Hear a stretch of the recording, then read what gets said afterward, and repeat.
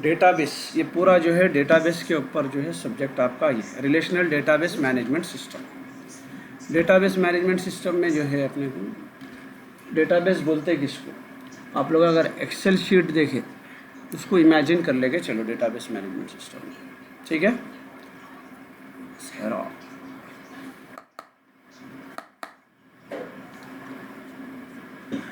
ठीक है, तो डेटाबेस मैनेजमेंट सिस्टम में एक एक्सेल शीट अपन कर दो। एक्सेल शीट में क्या रहते हैं, रोज एंड कॉलम्स रहते हैं, ठीक है। यहाँ पे अपने को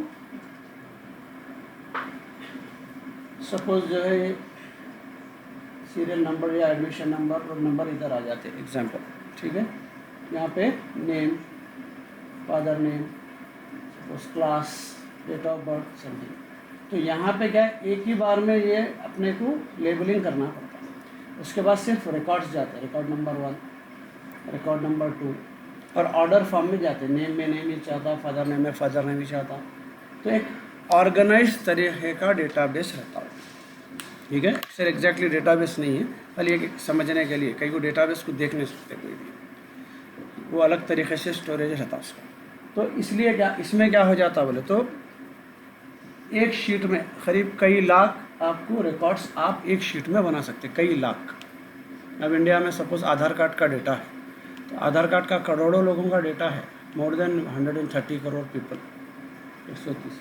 तो सोचो कहाँ जा रहा होगा डेटा उतना, पूरे डिटेल्स के साथ, फ़ोटोज़ के साथ। तो उसके लिए अगर एक एक फाइल मेंटेन करे एक एक के लिए, तो कोई भी कंप्यूटर बस नहीं होता उसके लिए, तो उसको डेटाबेस यूज़ करते। इसमें क्या है बोले तो एक शीट में कई लाख रिकॉर्ड आ जा रहे हैं छोटे से कंप्यूटर की छोटी सी शीट में, और ज़्यादा जगह भी नहीं लेता हूँ, सिंपल टेक्स्ट इन्हें केबीस में जगह लेता बस, ठीक है।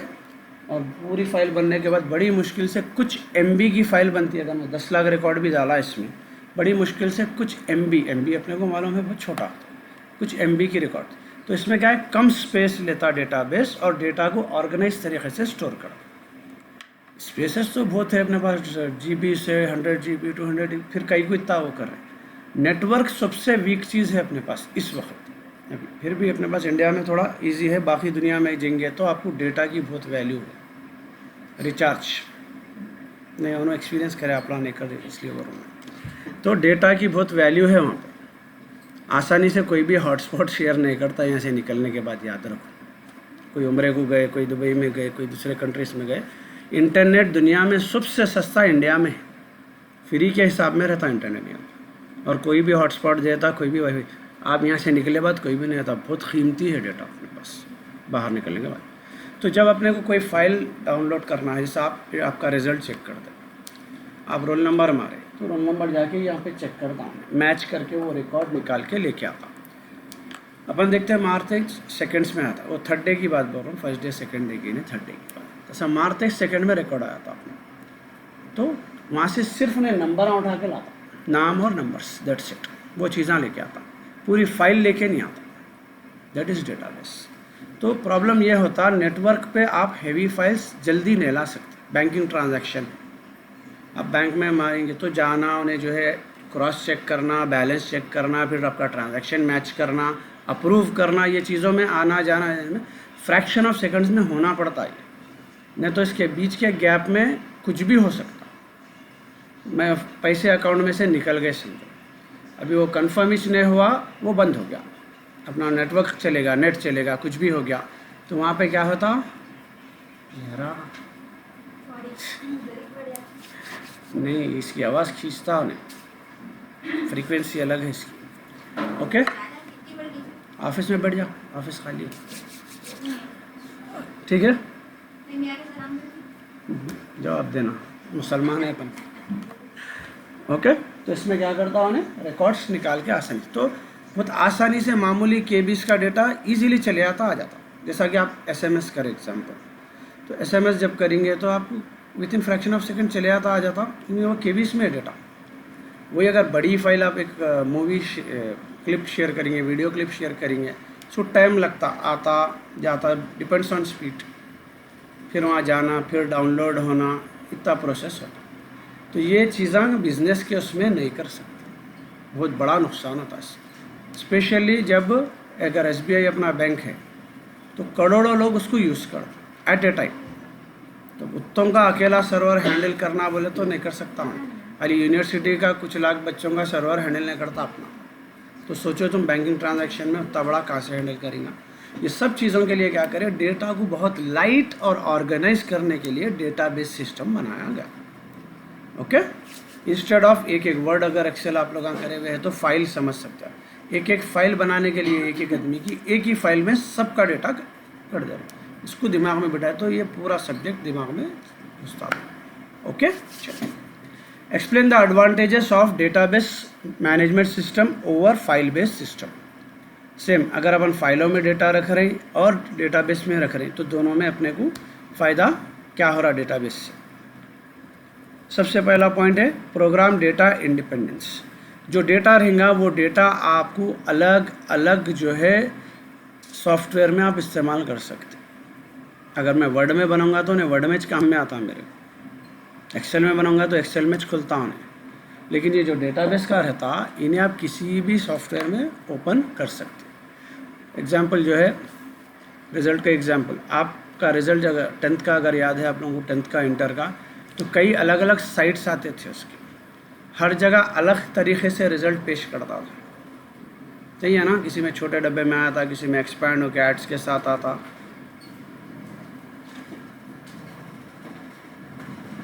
ठीक है, किसी में एक्सपैंड होके जो है साइट्स के साथ आता। ओके, तो इन लोगों का क्या है, डेटा वही है मगर प्रेजेंटेशन हर जगह अलग अलग हो रहा, उसका इस्तेमाल हर जगह अलग अलग हो रहा। अगर आप indiaresults.com साइट सुनेंगे उस पर क्या है, अपने को नाम के साथ सर्च कर सकते, नाम के साथ सर्च कर सकते डेटा। दूसरे साइट्स पे ये फैसिलिटी नहीं मिलती। तो डेटा वही है, वहाँ से चाह रहा, यूनिवर्सिटी से बोर्ड से वहाँ से चाह रहा, हर किसी को उन्हें अपने हिसाब से इस्तेमाल करना। इसको बोलते हैं प्रोग्राम डेटा इंडिपेंडेंस। अलग अलग प्रोग्राम्स को अलग अलग तरीके से यूज़ कर सकते। दूसरा है रिड्यूस डेटा रिडंडेंसी। आप कभी गौर करें, जब आप कोई ईमेल अकाउंट क्रिएट कर रहे हैं एंड्रॉयड का या iOS का, ऑलरेडी अगर वो बने हुआ है तो फिर नहीं बनता, ठीक है, यूज़र ऑलरेडी एग्जिस्ट समथिंग कुछ मैसेज देता हूँ, क्योंकि सेम नंबर या सेम आईडी की चीज़ दोबारा डेटाबेस एक्सेप्ट नहीं करता, यूनिकनेस मेंटेन करता हूँ। तो उसमें क्या होता, डेटा बार बार स्टोर नहीं होता, that is called data redundancy. Bar bar same type का डेटा स्टोर, मैं किसी का डेटा स्टोर करा, कोई आईडी क्रिएट करा, उसका रिकॉर्ड बनाया, भूल गया मैं, 1 महीने के बाद फिर वही निकाल के बनाने की कोशिश कर रहा हूँ, तो अगर उन्हें उसको नहीं डिटेक्ट कर रहा बोले तो मेरे पास ऐसा कई बार हो जाता और डेटा का साइज बहुत बड़ा हो जाता। और फिर जब सर्च करने जाओ, कोई रिकॉर्ड मंगाया तो कंप्यूटर परेशान होता, मैं कौन सा रिकॉर्ड दूँ उसको। बात समझ में आ गई। इस वजह से क्या है, एक का एक ही यूनिक रिकॉर्ड रखना पड़ता, जो अपन ईमेल आईडी सिस्टम वगैरह जो फॉलो करते हैं ऑलरेडी, या मोबाइल नंबर। अब इंडिया में पूरों का एक ही मोबाइल नंबर एक के पास ही रहता, दूसरे के पास कभी नहीं, तो क्योंकि एक रिकॉर्ड का एक ही मेंटेन होता, तो इन्हें क्या करता, डुप्लीकेट डेटा स्टोर होने नहीं देता डेटाबेस। इसको बोलेंगे data redundancy. Improve data consistency. इसमें क्या है, मैं क्या बोला, फील्ड्स पहले से बने हुए रहते।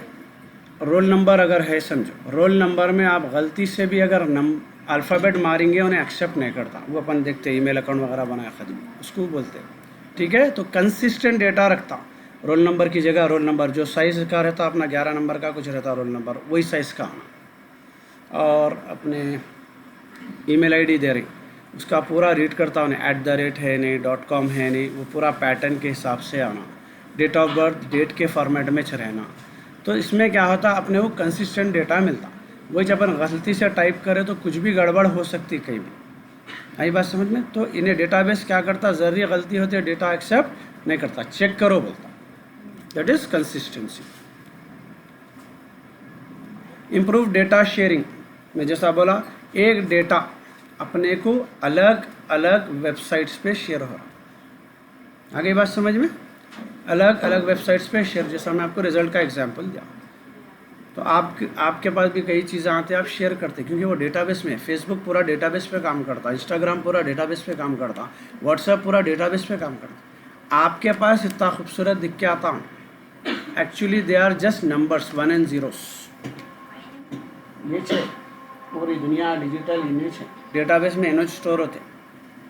आप अगर टाइप करेंगे, आप अगर इमेज सेव करेंगे तो सबसे पहले आपका जो प्रोसेसर जो काम करता, इन्हें क्या करता, इसको आपका जो भी ह्यूमन लैंग्वेज की चीज़ें रहेंगे उसको मशीन लैंग्वेज में कन्वर्ट करता। वो फिर नेटवर्क के ऊपर जाते हैं, जो वायर में से जा रहे हैं या वाईफाई से जा रहे हैं, ये 10 जा रहा, फिर वहाँ स्टोर होता। फिर जब आप मंगाएंगे तो मंगाने के टाइम पे वापस 10 आते हैं यहाँ पे, फिर अपना कंप्यूटर उसको वापस से प्रॉपर फॉर्म में लेके आता। इसलिए अपन सेम जो है कंप्यूटर सेम फ़ोन यूज़ करते हैं। इनका काम रहता डिजिटल डेटा को ह्यूमन लैंग्वेज में कन्वर्ट करना, या ह्यूमन लैंग्वेज को डिजिटल में कन्वर्ट करना। आप किसी को फ़ोटो भेज रहे, वीडियो भेज रहे, ना फ़ोटो जाता ना वीडियो जाती, तो एक किस्म की कोडिंग है इन लोगों की, वो कोडिंग में इन्हों कन्वर्ट कर लेते, दैट इज़ बाइनरी 1 2। बाई बोले तो 2, 1 and 0।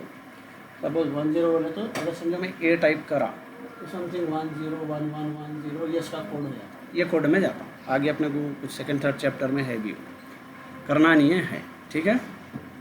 तो ये 1001 में जाता, तो ये कंप्यूटर, तो इसमें क्या है, शेयरिंग आसान हो जाती, खाली नंबरिंग भी जाना है के बीच में, बाकी काम अपना फ़ोन कर लेता। कभी गौर करे, थोड़ा पुराना फ़ोन है तो ज़रा स्लो कोई भी चीज़ को खोलता, और ज़रा हाई फाई फ़ोन दुबई से आया हुआ है तो ज़रा उन्हें जो है तो वो चीज़ को, और गौर करो कुछ चीज़ें कुछ फ़ोन में अलग दिखते हैं, कुछ फ़ोन में अलग दिखते, तो वो फ़ोन की खासियत रहती है, डेटा वही जाता सबके पास, उन्हें उस हिसाब से उसको खोलता, उसके प्रोसेसर के हिसाब से उन्हें खोलता। बात समझ में आ गई। तो डेटा 10 और कुछ भी नहीं है डेटा का मतलब। नेक्स्ट है enforcement of standard, same cheese, standard data जाता। इसमें क्या है, जैसा मैं बोला ना, फाइल सिस्टम है। अगर बैंक्स टू बैंक्स देखें तो अगर मैनुअल सिस्टम चला तो एक बैंक अपना रिकॉर्ड अलग तरीके से मेंटेन करता है, एक अलग, स्कूल्स के ही ले लो, कॉलेजेस के ही ले लो, अलग अलग कॉलेजेस के आप लोग, हर जगह अलग अलग तरीके का सिस्टम फॉलो होता, स्टैंडर्ड्स नहीं है इसमें। लेकिन डेटाबेस रहने की वजह से हर चीज़ क्या हो जाती है, स्टैंडर्डाइज्ड हो जाती है। समझे, आप दुनिया के कोसे भी कोने से इंस्टाग्राम फेसबुक पे डेटा अपलोड करो, वैसी अपलोड होने वाला है सबके लिए सेम मेथड। तो स्टैंडर्ड का मतलब होता है सेम मेथड से चलना। ओके, नेक्स्ट है इम्प्रूव क्वालिटी। जब डेटा आपका अच्छा रहेगा तो डेटा की क्वालिटी भी अच्छी रहेगी, ठीक है, प्रॉपर रहेगा सब जगह जो है। फर्स्ट अगर नेम ले रहे हैं समझो, अगर तो फर्स्ट अल्फ़ाबेट कैपिटल आएगा, ठीक है। अगर कुछ सैलरी का किसी का डेटा आ रहा, तो जितने एम्प्लॉयज़ रहेंगे वर्ल्ड में वो कंपनी के, उनको सेम तरीके से प्रॉपर क्वालिटी का डेटा मिलेगा उनको। किसी का कुछ आ रहा, किसी का नहीं आ रहा, ऐसा नहीं, सबके लिए कंसिस्टेंसी रहती, ठीक है। Improve productivity of application development. ये जो आपके फ़ोन के एप्लीकेशंस या वेबसाइट्स बनते, कंपनी का एक ही डेटाबेस रहता, उनका हर थोड़े दिन में एक नया वर्जन, नई एप्लीकेशन जो है लॉन्च करते रहते, वही डेटाबेस यूज़ कर सकते हैं। एग्जाम्पल जो है, अगर कोई बैंक के एप्लीकेशन यूज़ करते तो बैंक के कई अलग अलग, जो SBI के में 2 है, एक मेन एप्लीकेशन है, एक लाइट एप्लीकेशन है। आप दोनों में खोलो वही डेटा आता, थोड़ा ज़्यादा थोड़ा कम। तो एक ही डेटाबेस आप कई एप्लीकेशंस में इस्तेमाल कर सकते हैं, जिससे आपको प्रोडक्टिविटी आसानी हो। 1000 एप्लीकेशंस भी यूज़ कर सकते हैं। फेसबुक के भी है, फेसबुक आपको वेबसाइट पे भी खुलता, एप्लीकेशन में भी खुलता, फिर उसकी एक लाइट एप्लीकेशन भी है, तो कहीं भी खोलो आपको वही डेटा मिलने वाला है। तो आपको आसानी से जो है ना अच्छी क्वालिटी प्रोडक्शन कर सकते हैं उसके लिए। ओके, बस है, कंटिन्यू।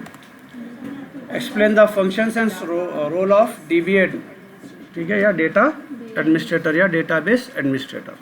इन्हें कौन रहता बोले तो कंपनी में जैसा अकाउंटेंट एक रहता, वैसी जो है आपका एक नेटवर्क इंजीनियर को रखते, तो उसी तरीके से एक डेटाबेस एडमिनिस्ट्रेटर को कंपनी में रखा जाता। उसका काम रहता ये जितना डेटाबेस है इसको मेंटेन करना, ठीक है, किसको कहाँ तक जो है एक्सेस देना।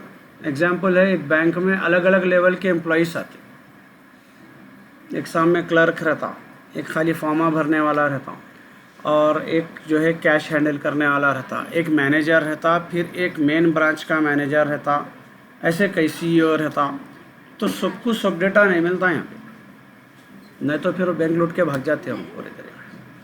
तो हर एक का एक लेवल का जो है एक्सेस अवेलेबल रहता, तो वहाँ पे वो एक्सेस किसको कितने डेटा तक एक्सेस देना।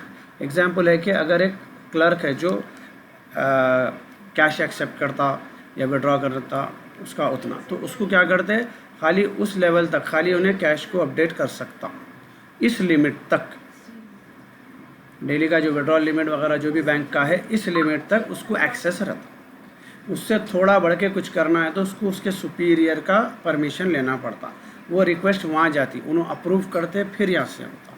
तो हर एक का एक लेवल का एक्सेस सेट रहता, वो एक्सेस सेट करना इसकी जिम्मेदारी, डेटा को सिक्योर करना इसकी जिम्मेदारी, डेटा का बैकअप मेंटेन करना इसकी जिम्मेदारी।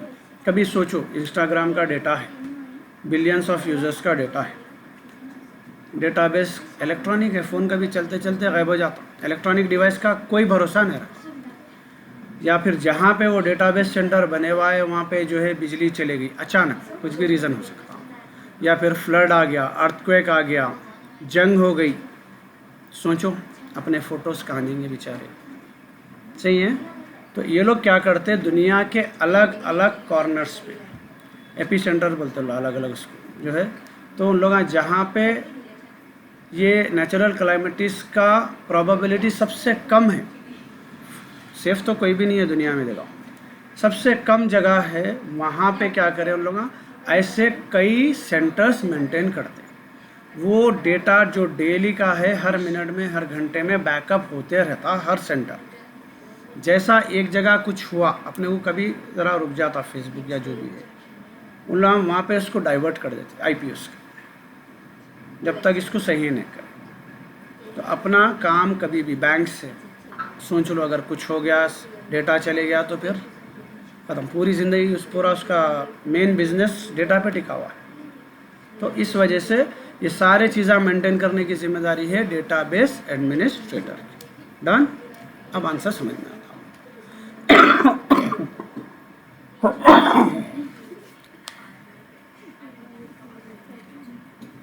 Database administrator is another component of database. A DBA can be described as a person who undertakes the overall management of data resources within an organization.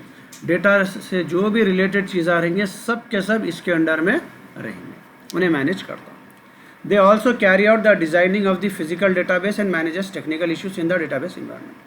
Physical database बोले तो कितना size की memory maintain करेंगे, कौन सा server रखना, कहाँ पे रखना, जैसा अभी एग्जांपल दिया मैं, अलग अलग कंट्रीज़ में मेंटेन करते हैं वो लोग। तो ये सारे चीज़ें डिज़ाइन करना और मेंटेन करना इसकी जिम्मेदारी। फंक्शंस क्या क्या काम करता है इन्हें, सबसे पहला इसमें conceptual schema. DBA identifies the entities important. तो डेटाबेस के लिए उन्हें पहले डिसाइड करता है कि क्या क्या चीज़ें ज़रूरी है। जैसा मैं अगर आपका OU है तो OU के लिए बच्चों का सबसे पहले होना है एडमिशन नंबर, कॉलेज का name, father name, date of birth, previous records, ये सारे चीज़ों को एंटिटीज़ बोलते हैं। आई बात समझ में। एक फॉर्म जब आप फिल करते, फॉर्म में लेफ़्ट कॉलम में जो जो चीज़ें आते हैं राइट में अपने को लिखना रहता, लेफ़्ट के जितने चीज़ें रहते हैं दीज आर कॉल्ड एंटिटीज़। आ गई बात समझ में। तो ये एंटिटीज़ क्या होंगे वो डिसाइड करना इसकी जिम्मेदारी। ओके। इंटरनल स्कीमा, फिर वो एंटिटीज़ को आपस में रिलेट कैसा करना, ठीक है, ये डिज़ाइनिंग रहती है, उसमें अभी अपने को जाने की ज़रूरत नहीं। तो इंटरनली वो सारे एंटिटीज़ को कैसा स्टोर करना, कैसा मेंटेन करना। आप जब फ़ोटो स्टोर करेंगे डेटाबेस में, फ़ोटो नहीं होती, मैं क्या बोला, तो कैसा स्टोर होगा, कैसा रिट्रीव होगा, डिसाइड करना। मॉडिफाइंग स्कीमा ऑफ डेटाबेस, अगर उसके अंदर आगे चल के कुछ चेंजेस की ज़रूरत पड़ेंगी, अपन देखते थोड़े थोड़े दिन को व्हाट्सएप का अपडेट आते रहता, तो वो लोग डेटाबेस में कुछ नए चीज़ें ऐड करते, प्रीवियस को नहीं छेड़ते, कुछ भी वैसे रहते, तो इसको बोलते हैं मॉडिफाइंग ऑफ स्कीमा, उसके टेबल्स को आइडेंटिफाई। ऑथराइजिंग द यूज़र, जो मैं आपको समझा दिया, किसको कितनी अथॉरिटी देने का है, ठीक है। ये अपना यूज़र नेम पासवर्ड, अब मेरे पास है, मेरा फ़ोन है एग्जाम्पल जो है ना, बच्चों का फ़ोन अगर रहेगा या टैब है तो उसमें क्या रहता, उनको क्या यूज़ करना है मैं डिसाइड करता। तो मैं DBA हूँ, वो यूज़र्स कितनी अथॉरिटी देना है, इंस्टॉलेशन उन्होंने नहीं कर सकते, उन्होंने खाली यूज़ कर सकते, ओपन कर सकते, यूट्यूब में कितना एक्सेस देना है, ये सब मेरे पास है। That is called authorization to the user.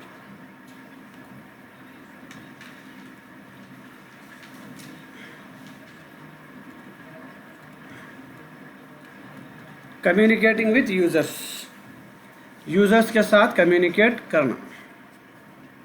Define the reserve external schema media, वही डेटा यूजर्स के साथ शेयर करना, उनका डेटा एक्सेप्ट करना, वो पूरा भी जो है इन्हों हैंडल करना. रेगुलर मेंटेनेंस, वो तो मालूम है अपने को, उनका ही काम है. मॉनिटरिंग परफॉर्मेंस, डेटाबेस सही चल रहा नहीं चल रहा, बाज़ वक़्त अपना जैसा फ़ोन कभी स्लो हो जाता अपन रिस्टार्ट करते, जो भी है पुराने फाइल्स निकालते, that is monitoring. Availability of free space, regular backup. आ गया समझ में?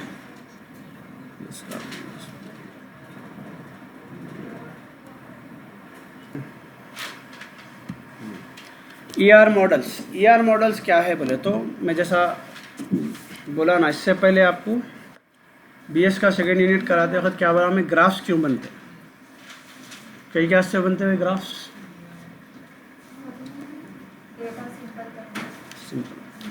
जो हायर एंड के जो भी रहते अपने बॉसेस वगैरह जो भी रहते कंपनी के, they don't have much time to go into the details of anything. तो उन लोगों का क्या है, सिर्फ एक ग्राफ देख के चीज़ें डिसाइड कर देते हैं कि क्या हो रहा, उससे वो लोग जो है डिसीजंस ले सकते हैं, वो लोग समझ सकते हैं चीज़ों को. अगेन अब समझ में, दैट इज़ ग्राफ. सिमिलरली ये ER के भी वैसी है. डेटाबेस डिज़ाइन करने से पहले वो डिटेल में लिख के करने के बजाय ये लोग क्या है, कुछ सिम्बल्स यूज़ करते. वो सिम्बल्स से जो है हर एक सिंबल कुछ स्पेसिफिक रख दिए, ठीक है. तो वो सिंबल को जो है देख के उन लोग समझते हैं कि डेटाबेस कैसा काम करेगा, उसको कैसा डिज़ाइन कर रहे हैं. आगे बात समझ में. एग्जाम्पल है, अपन घर का एक प्रोटोटाइप बनाते हैं, जो अपन ब्लू प्रिंट बोलते हैं, ठीक है. घर बनाने से पहले जो नक्शा बोलते हैं अपन घर का, तो उसके अंदर रियल कुछ भी नहीं रहता. एक शुरू में क्या रहता है, सिर्फ लाइन्स रहते. अब उसको एज्यूम कर लेना, ये बाथरूम है, ये हॉल है, ठीक है. अब उसके अंदर जो है ना डग है तो कुछ अलग सिंबल डाल देता, सीढ़ियों को एक सिंबल डाल देता, गेट को अलग सिंबल डाल देता. तो अपन उसको देख के अंदाज़ा लगा लेते. सब उसमें करते, हमारे चाचा करते, समझ गए. तो इसमें सिमिलरली ये लोग सिंबल्स एक डेडिकेट कर दिए इस चीज़ के लिए, ये सिंबल. फिर उसको कैसा डिज़ाइन कर रहे हैं वो डिज़ाइन करके वो पेश कर दिए. That is ER model. Entity relationship model. Entity बोला मैं क्या होती समझा दिया मैं. जो भी अपने को फॉर्म के अंदर लेफ्ट साइड में चीज़ें रहते, name, father name, date of birth, ठीक है, लेबलिंग बोलते हैं, वो सब एंटिटी में आता. Okay. The ER model is used to describe the structure of a database using a diagram called ER model. Diagram समझ में आ गया. पूरा डेटाबेस का स्ट्रक्चर एक डायग्राम में पेश कर देना. अब इसके अंदर के क्या क्या टर्म्स है. सबसे पहला है entities. An entity is a real world object that is distinguishable from other. Sorry, इसको चेंज कर रहा हूँ मैं. एंटिटी जिसके बारे में लिखा जा रहा, एट्रीब्यूट उसके फीचर्स. एट्रीब्यूट्स का बाजू लिख लो उसको, एट्रीब्यूट्स फीचर्स. जो चीज़ें आपको बोला मैं एट्रीब्यूट्स. एंटिटी जिसके बारे में लिखा जा रहा. तो एंटिटी क्या है यहाँ पे, एक रियल वर्ल्ड ऑब्जेक्ट है. एक इंसान हो सकता, ठीक है.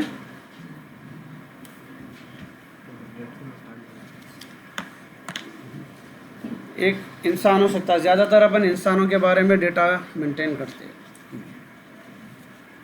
ये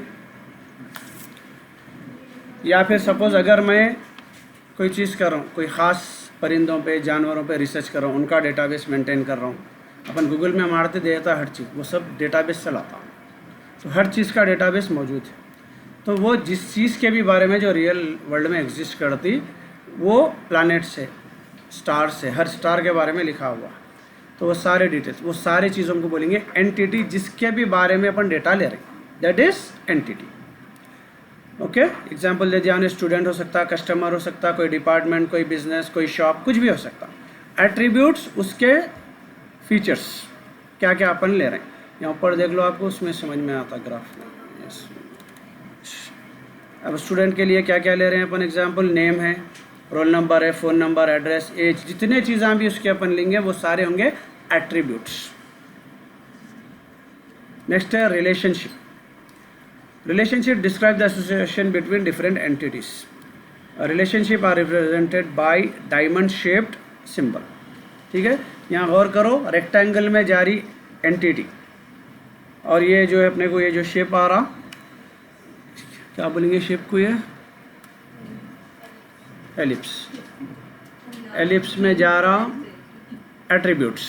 ओके, इसके बाद है रिलेशनशिप जो है अपने को डायमंड शेप, डायमंड शेप बोलते मेरे ख्याल से ये शेप जाता है। ओके, तो इसके अंदर अपने को रिलेशनशिप जाता है। रिलेशनशिप का मतलब मैं बोला select all from database who are pass, तो उन्हें अलग अलग उसमें जाके रिलेट करके डेटा ले लेके आता। उसके बाद बोला सेलेक्ट फ्रॉम डेटाबेस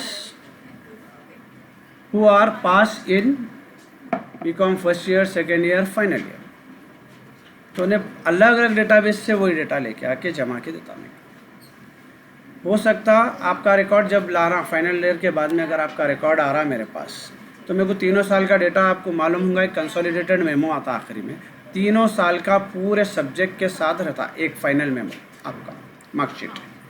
तो उसके अंदर उन्हें क्या करता, क्योंकि आपका पूरा डेटाबेस में अलग अलग डेटाबेस में है, फर्स्ट ईयर का अलग, सेकेंड ईयर का अलग, फाइनल ईयर का अलग, तो वो सारे डेटा को उन्हें क्या करता, जमा करता, जाके नाम ढूंढता, उन्हें आपका जो रोल नंबर है तीनों में मैच करता, फिर आपको प्रिंट एक ही बार करता, रोल नंबर, नेम वगैरह, डेटा पूरा जाके कंबाइन करता। ये रिलेशनशिप की वजह से करता, वो रिलेट कर रहा आपके रोल नंबर से। यही बात समझ में? रिलेशनशिप बोल तो एक एटीडी यूज़ करके सारे जो है अलग अलग डेटाबेस, अलग अलग टेबल से लेके आना, दैट इज रिलेशनशिप। ओके, यहाँ पे एग्जाम्पल दिया, देखो यहाँ पे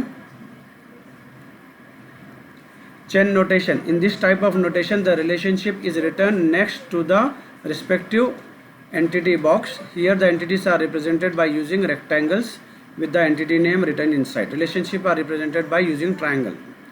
ठीक है, ये entity name से ये relation creates, दो टेबल को जोड़ना, that is relationship, जो ह्यूमन उसमें है वही यूज़ करते हैं। क्रॉस फुट नोशन उतना ज़रूरी नहीं है, नोटेशन उतना ज़रूरी नहीं है ये। In crow's foot notation 3 prolonged symbols is used for representing many sides of the relationship in short line. अगर खाली एक चीज़ मैच कर रही तो अपने को जो है ये सिंपल बना लेना, फर्स्ट वाला चेन नोटेशन। और इसके अंदर अगर मल्टीपल चीज़ें कंपेयर कर रहे हैं, रोल नंबर वही रहना, नाम वही रहना, कई फीचर्स को मैच करने के बाद ही लेके आना है, तो वो होता है आपका क्रॉस फुट नोटेशन। फ़ायदे क्या क्या है बस वो देख लेंगे। Advantages of year model. Year model results in exceptional conceptual simplicity because of visual modelling. Simple देखने से अपने को समझ में आया था कहाँ क्या जा रहा, कैसा जा रहा, आपको पढ़ने की ज़रूरत नहीं पड़ती। It integrates with dominant relationship model. अलग अलग रिलेशनशिप्स आपको एक जगह पे आसानी से, जब ये बनेगा बहुत बड़ा बनता, तो आपको आसानी से कौन किससे कनेक्टेड है ईजिली समझ में आता। It is an effective communication tool because of visual representation. वही चीज़ को पलटा के दे रहा हूँ, क्योंकि विजुअल रिप्रेजेंटेशन है तो वो बहुत इफेक्टिव है, यूज़फुल। बस है।